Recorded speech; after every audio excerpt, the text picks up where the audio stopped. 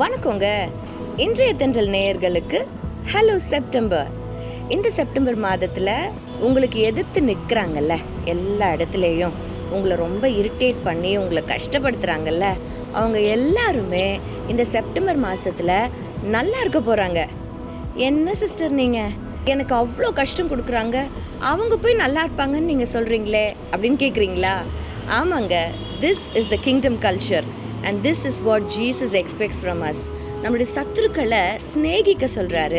நம்மளை பகைக்கிறவர்களுக்கும் நம்மளை கஷ்டப்படுத்துகிறவர்களுக்கும் நன்மை செய்யுங்க, அது மாத்திரம் இல்லாமல் அவங்களுக்காக ஜெபிங்கன்னு சொல்கிறாரு. எனக்கு ஒரு கேள்விங்க, நமக்கு விரோதமாக இருக்கிறவங்களுக்காக என்னன்னு சொல்லி நம்ம ஜெபிப்போம்? அவங்க அழிஞ்சு போனோம் அப்படின்னு நம்ம ஜெபிப்போமா? இல்லைங்க, அப்படி ஆண்டவர் சொல்லியிருக்கவே முடியாது.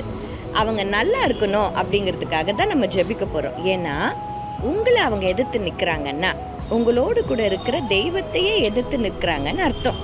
அப்போனா அதனுடைய கான்சிக்வன்சஸ்லேருந்து அவங்க தப்பிக்கணும்னா, அவங்க நல்லா இருக்கணும்னா நம்ம ஜெபிச்சு தான் ஆகணும்.